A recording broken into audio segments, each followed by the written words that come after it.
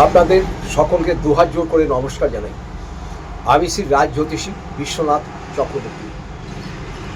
আজ আপনাদের সাথে যে বিষয়ে আলোচনা করব, বিষয়টি হচ্ছে বহু মানুষ এমন আছে তাদের জন্ম সময় জানা নেই, জন্মের তারিখ জানা নেই, জন্মের বার জানা নেই, জন্মের মাস জানা নেই, কোনো কিছুই জানা নেই। এরকম বহু মানুষ আছে। এই ভিডিওটা আমি করছি পুরুষ এবং মহিলা সবার জন্য। যাদের জন্ম সময় জানা নেই, তারিখ জানা নেই, কিছু জানা নেই, ভিডিওটা আপনাদের জন্য। তাছাড়া যাদের জন্ম সময় জানা আছে, তারিখ জানা আছে, তারাও এই কাজটা করবেন।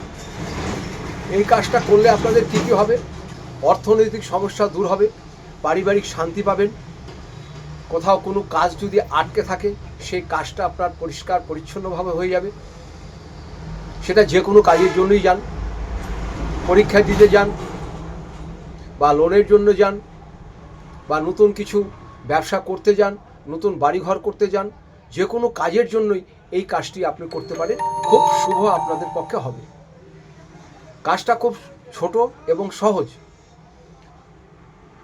আপনারা কি করবেন? যাদের কোনো কিছুই জানা নেই, খালি শুক্রবার দিন এটা করবেন, দেখবেন আপনাদের সব কাজ সুন্দরভাবে হয়ে যাবে। খালি আপনি দুটো শুক্রবার করলেই বুঝতে পারবেন। দুটো শুক্রবার করেই দেখবেন আপনাদের সে কাজ হতেই হবে। কি করবেন? একটু নিখুঁত বেলপাতা নেবেন, নিখুঁত বেলপাতা নেবেন।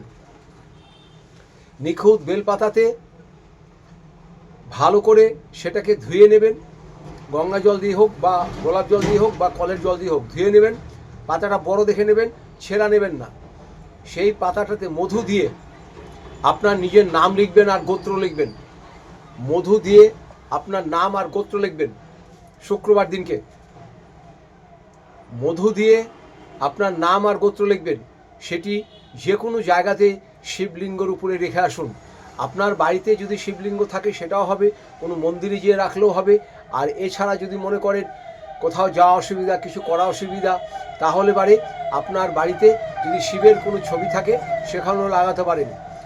যদি সেটাও আপনাদের পক্ষে সম্ভব না হয় তাহলে যে কোনো গাছের গোড়াতে ওম নমঃ শিবায় বলে ওই বেলপাতাটা রেখে আসুন। খালি দুটো শুক্রবার করুন, আপনি নিজেই বুঝবেন আপনার সময় কেমন পরিবর্তন হচ্ছে। পরিবর্তন হতেই হবে। ছোট্ট একটু উপায় বলে দিলাম, এটা করুন, খুব ভালো কাজ হবে। কিন্তু মধু দিয়ে আপনাকে লিখতে হবে। আমি এখানে কুষ্টি করি, বিবাহের জটক বিচার করি, বাস্তু বিচার করি। যদি আপনাদের প্রয়োজন পড়ে আমার সাথে যোগাযোগ করবেন নিচের নাম্বারে। সবাই ভালো থাকুন, সুস্থ থাকুন। আপনাদের সকলকে আমি দুহাত জোর করে নমস্কার জানাই।